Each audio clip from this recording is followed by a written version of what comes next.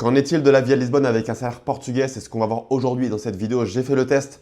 Quand tu ne me connais pas, je m'appelle Quentin, expatrié à Lisbonne depuis 2015 et fondateur de la communauté Lisbonne Social Coffee. J'organise des meet-up, des rencontres sociales toutes les semaines ici à Lisbonne. Et aujourd'hui, on va voir est-ce que c'est vraiment possible, ou en tout cas, quelle est la vraie vie quand on vit avec un salaire portugais. Alors, premièrement, qu'est-ce qu'un salaire portugais? Puisqu'un salaire portugais, ça veut tout et rien dire. Évidemment, il y a des gens qui sont au salaire minimum. Il y a des médecins, il y a des avocats qui gagnent énormément. Mais là, j'ai pris le salaire portugais, on va dire, assez classique. Alors, le salaire minimum en 2026 au Portugal, il est à 920 euros. Et je connais des Portugais, des Brésiliens, je connais pas mal de gens, des Népalais également, qui travaillent par exemple dans la restauration. Et en général, ils gagnent un peu moins de 1000 euros. On va dire, on va arrondir avec le pourboire. On va arrondir à 1000 euros. Et c'est la réalité de beaucoup de gens, notamment beaucoup de locaux, beaucoup de Portugais ici à Lisbonne. Donc ici, j'ai fait l'expérience pendant un mois de vivre une vie ici à Lisbonne avec un salaire portugais. Donc j'ai considéré que je n'avais que 1000 euros à dépenser.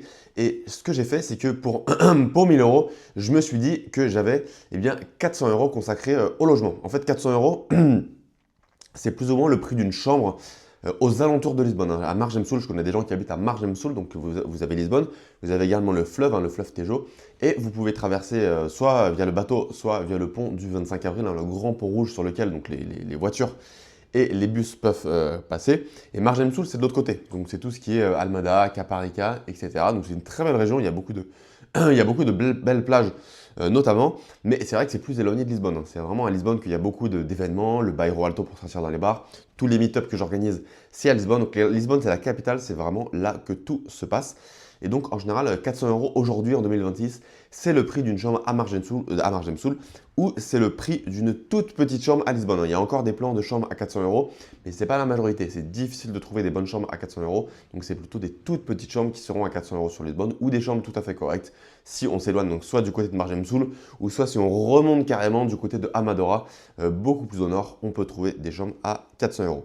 Donc bon, 1000 euros, si on a 1000 euros de salaire, et que je me dis que je mets 400 euros de côté pour la chambre, et bien il me reste 600 euros. Là, pas très compliqué en termes de mathématiques. Et donc 600 euros, si on considère qu'il y a 30 jours dans un mois, ça laisse 20 euros par mois, tout compris. Donc attention, 20 euros par mois, le logement il est de côté, mais 20 euros par mois, c'est évidemment la nourriture, c'est évidemment les sorties, donc les restaurants, les bars, c'est évidemment s'acheter des chaussures, des vêtements ou une couette pour l'hiver si on manque si on en a besoin. Et tous les imprévus, ça inclut également les dépenses de voyage. Donc là, pour ce mois-ci, je n'ai pas voyagé exprès, puisqu'à 20 euros par mois, c'est quand même très serré, c'est quand même très ric-rac pour pouvoir se faire plaisir. Et donc avec 20 euros par mois, est-ce que la vie est compliquée à Lisbonne? Alors, est-ce que c'est possible? Oui, c'est possible. Est-ce que c'est une vie très agréable, très confortable? Non, pas du tout. En fait, avec 20 euros, prenons l'exemple d'un restaurant. Culturellement, les gens aiment bien aller au restaurant ici. C'est vrai que par rapport à Paris, on peut manger pour pas cher. Maintenant, attention à toutes les photos, toutes les photos des menus que vous voyez passer de 2016-2017. À l'époque, on pouvait manger pour 7-8 euros. Aujourd'hui, ce n'est plus le cas. Pour aller au restaurant et pour se payer une boisson, dans la majorité des endroits pas cher, c'est déjà 15 euros. Typiquement, si vous mangez portugais, que vous preniez un poulet grillé, un poisson, c'est très vite 13 euros, 14 euros, donc on va arrondir à 15 euros avec une boisson. Si vous allez au Népalais ou à l'Indien, en général, c'est 12 euros, 13 euros le plat, donc si vous prenez une boisson et du riz, c'est très rapidement 15 euros. La plupart des pizzas, c'est 13 euros, 14 euros si vous sortez sur Lisbonne. Et là, je parle des restaurants avec un bon rapport qualité-prix. Je ne parle pas évidemment des restaurants de luxe. Mais forcément, si on mange tous les jours au restaurant et qu'on consacre 15 euros au restaurant, par exemple, le soir, bah, franchement, 5 euros pour pouvoir payer l'alimentation, à boire durant le reste de la journée, payer le transport, avoir de l'argent pour des imprévus et acheter éventuellement des vêtements ou quelque chose dont vous avez besoin de temps en temps, c'est beaucoup trop serré. Donc vous l'avez compris, je n'ai mangé qu'une seule fois par semaine au restaurant et le reste du temps, j'allais au supermarché. Alors pour les transports, évidemment, je n'ai presque pas pris Uber et Bolt. Alors, Uber et Bolt, globalement, c'est pas très cher dans une course dans le centre. C'est 5 euros, 6 euros. Si vous allez dans les alentours, jusqu'à l'aéroport par exemple, ça peut être 9 euros, 10 euros. Mais évidemment, quand on vit avec 20 euros par jour, donc on a 1000 euros par mois et on a 400 euros pour le loyer, eh bien, il faut faire quand même attention à toutes les dépenses. Donc, j'ai pris la carte transport qui est à 40 euros par mois pour voyager et dans Lisbonne et dans les alentours. Et la très bonne nouvelle, c'est que les transports ici, ils fonctionnent très bien.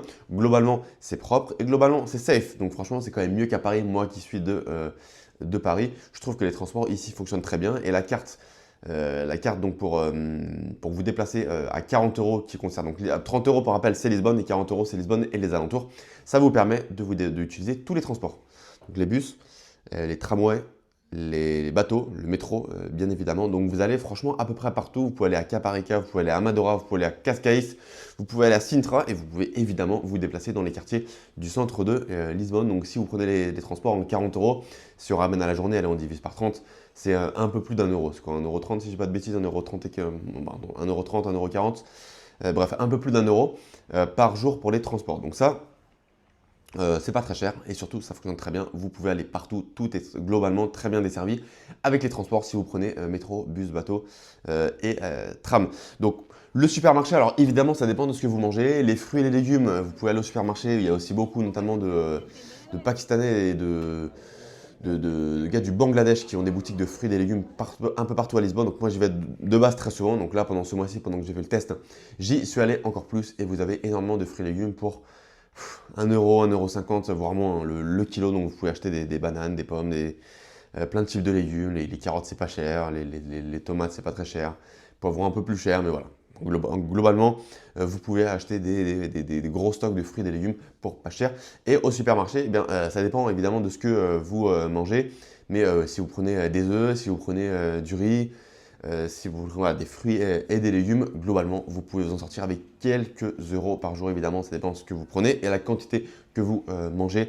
Mais avec quelques euros par jour, vous pouvez très largement vous faire plaisir au supermarché si vous êtes à Lisbonne. Donc vous le voyez, si on a 400 € par mois de loyer et qu'on se dit qu'on a 20 € par jour, eh bien, si on prend le passe transport qui est à peine 1 € par jour et si on va au supermarché qui est quelques euros par jour, en fait, on peut avoir une assez bonne vie. Enfin, en tout cas, on survit. Et surtout, la grosse différence avec des villes pour moi comme Paris ou comme ou Londres, c'est qu'à Lisbonne, et moi c'est ce que j'ai fait pendant ce mois-ci, et c'est ce que je fais de façon générale, c'est de faire énormément d'activités gratuites. Déjà, le climat, il est franchement bien, hein. Si on enlève décembre, janvier, février, donc durant 9 mois de l'année, on a principalement du ciel bleu et on a des températures très agréables. Là, on est fin mars, on est gros ciel bleu et on peut se balader en tout cas en journée en t-shirt dehors. Et surtout, voilà, on peut se balader dans Lisbonne. Si vous avez la carte transport, vous pouvez aller à la plage, qui est une activité gratuite. Donc, je pense à Santo Amaro, Carcavelos ou Cascais, du côté de Lisbonne, ou traverser carrément avec un bus, hein, le grand pont du 25 avril, pour aller sur toutes les plages de Caparica. Donc, ça, c'est vraiment génial. Et globalement, se balader et aller à la plage, pour moi, c'est deux activités que je fais très régulièrement et c'est gratuit encore une fois. Donc ça, c'est vraiment génial. Une des religions ici au Portugal, c'est de prendre son café en terrasse. Mais si vous allez dans les bons endroits, on va dire dans les petits endroits portugais, vous pouvez tout à fait avoir des cafés encore pour moins d'1 €. Il y a encore des endroits qui vous servent le café pour, il me semble, 70 centimes, 80 centimes, 90 centimes. Moi, en général, je prends le Abatanado. Donc c'est un café avec de l'eau, hein. J'aime bien quand il y a de l'eau parce que j'aime bien ça me laisse plus de temps pour en profiter. Et typiquement, à côté de chez moi, il y a deux endroits donc portugais, un endroit qui le fait à 80 centimes et l'autre qui le fait à 85 centimes. Et oui, en 2026, ça existe encore. Donc vous voyez que pour moins d'1 € par jour, vous pouvez encore prendre votre petite pause café en terrasse le matin. Et donc forcément, allez, 1 €, on va dire 1 € de café par jour, 1 € de transport, allez, on arrondit à 5 € de supermarché par jour. Vous le voyez, vous êtes à 7 €, donc il vous reste 13 € pour vous faire plaisir. Donc, les autres jours où je ne faisais pas d'autres activités, eh bien, ces 13 € je les économisais pour un autre jour. Et donc, une fois par semaine, j'allais au restaurant où je me faisais plaisir. En général, je dépensais 20 €. Et puis après, bien, c'est tout simplement les sorties, hein. Régulièrement, je sors avec mes amis et de temps en temps, on s'arrête pour prendre un autre café, pour prendre une bière. De temps en temps, on s'arrête pour manger une glace. De temps en temps, voilà, à la Fnac, je vais m'acheter un livre. Je vais m'acheter une paire de chaussures si j'en ai besoin. Donc ça m'a permis quand même d'avoir une vie relativement correcte. Alors évidemment, il faut faire attention à tout. Évidemment, il faut toujours faire les comptes. Évidemment, on n'habite pas seul quand on vit avec 1 000 € par mois. Mais vous le voyez, si vous faites attention, il est encore possible de vivre à Lisbonne et d'avoir une vie relativement correcte. Encore une fois, parce que je trouve que le contexte de la ville permet de vivre avec, on va dire, moins d'argent, un moins gros budget que dans des villes comme Paris ou Londres. Ou pour moi, Paris ou Londres, si vous n'avez pas d'argent ou en tout cas peu d'argent, vous êtes vraiment dans la survie. Je trouve qu'il faut de l'argent pour profiter. Tout est payant et surtout tout est très cher. Ici, il y a énormément d'activités. Vous pouvez aller dans beaucoup de bars ou d'associations où l'entrée est gratuite. Les boissons les boissons ne sont pas très chères, hein. Par exemple, il y a un hostel où j'organise régulièrement des événements. C'est 2 euros la bière, donc franchement, c'est tout à fait correct. C'est 1 euro la bouteille d'eau, si je ne dis pas de bêtises. Donc on peut encore s'amuser en dépensant très peu, en dépensant quelques euros pour une soirée, hein, surtout si vous avez la carte transport.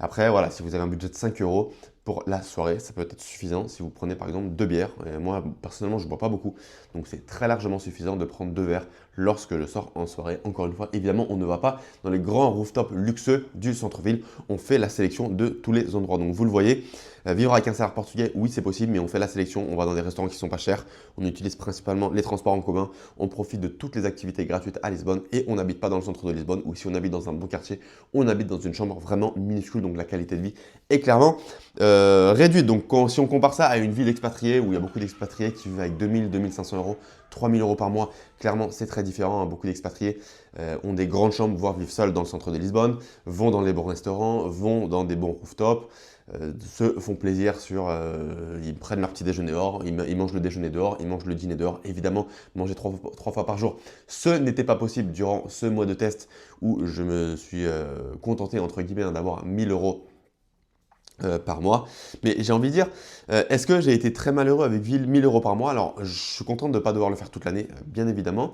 Mais franchement, ça a été une bonne expérience et je trouve que ça permet quand même d'en tirer quelques leçons, comme quoi parfois, avoir une vie minimaliste, eh bien, c'est pas forcément une mauvaise idée. Alors attention, il y a un minimum à avoir pour bien manger, pour avoir par exemple un bon matelas, ce qui est cher, évidemment, un matelas ensuite vous pouvez le garder pour des années et des années. Mais je considère que si vous avez un logement correct, si vous avez accès à l'alimentation, de temps en temps un bon restaurant, pas forcément cher, mais en tout cas un bon rapport qualité-prix, et que vous avez accès notamment à un bon matelas, je trouve que c'est important. Je n'ai pas mentionné le matelas, moi c'est vrai que je l'ai déjà le matelas, donc évidemment je ne l'ai pas inclus dans les 1000 euros, mais je trouve qu'après on n'a pas besoin d'avoir des milliers et des milliers d'euros pour être heureux, on n'a pas besoin d'acheter des vêtements de marque, on n'a pas besoin de se déplacer tout le temps en Uber confort, on n'a pas besoin d'aller dans les grands restaurants de luxe. On n'a pas besoin toujours de dépenser pour avoir une bonne vie quand on a ses premiers besoins qui sont couverts. Donc encore une fois, un logement correct, l'alimentation et je trouve un bon matelas. Ça pour moi, c'est un des trucs les plus importants. Après, eh bien, moi, j'aime bien me contenter des activités gratuites, la plage, se balader. C'est comme ça que je me tape des barres avec mes potes, hein, que je passe des bons moments.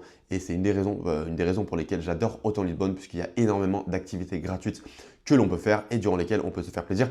J'ai parlé de se balader dans le centre-ville, j'ai parlé de la plage. J'aurais dû aussi mentionner me poser sur les miradors dans le centre historique de Lisbonne. Il y en a plusieurs, notamment Graça, Senhora do Monte, Monte Agudo, le mirador de Penha de França, où on peut se poser avec nos potes. On s'achète une petite bière au supermarché ou moi c'est vrai que je bois pas trop d'alcool, donc parfois un petit verre de bière, mais ça peut être aussi un jus, ça peut être un soda, ça peut être une bouteille d'eau. Régulièrement, je le fais tout simplement avec une bouteille d'eau. On s'assoit, on se pose avec les potes et on profite de l'après-midi ou du coucher du soleil quand il ne pleut pas. Mais bon, Lisbonne, c'est appelé non seulement la ville aux 7 collines, puisqu'il y a beaucoup de collines et beaucoup de points de vue, mais c'est aussi appelé la ville aux 300 jours de soleil. Donc comme il fait très souvent beau temps, comme c'est le cas aujourd'hui, grand ciel bleu, c'est vraiment génial de se poser avec ses potes au point de vue. Et c'est ce que je faisais aussi régulièrement durant ce mois où j'avais un budget plus limité et je me suis clairement donc restreint en termes de dépenses. Voilà donc pour cette vidéo. On le comprend, de par l'inflation, de par les logements qui sont plus chers. Il faut faire attention, mais la vie n'est pas impossible. Lisbonne, ça peut être une très bonne ville. Pas forcément pour tout le monde, ça dépend de votre style de vie. Si vous avez un salaire plus réduit et que vous aimez dépenser votre argent, je pense que Lisbonne, attention, ce n'est pas fait pour vous. Maintenant, si vous êtes quelqu'un d'assez minimaliste, que vous aimez profiter d'une belle vue et que vous aimez le style de vie, donc plus du sud méditerranéen, Lisbonne, c'est très certainement une ville faite pour vous. D'ailleurs, c'est devenu aujourd'hui un hub, hein, je comprends pourquoi. Ça fait 11 ans que je suis ici et j'adore la vie à Lisbonne, donc je ne suis pas prêt de partir. Voilà donc pour cette vidéo. N'hésitez pas à me dire en commentaire, avec 1000 euros par mois, est-ce que la vie est vraiment impossible ou est-ce qu'elle est possible selon vous à Lisbonne en 2026, hein, je réponds à tous les commentaires. Pensez à vous abonner à la chaîne pour recevoir plus de conseils sur la vie à Lisbonne, le petit pouce bleu qui fait plaisir et qui va de référencement. Et je vous dis à très bientôt pour une prochaine vidéo sur Lisbonne. Ciao, ciao.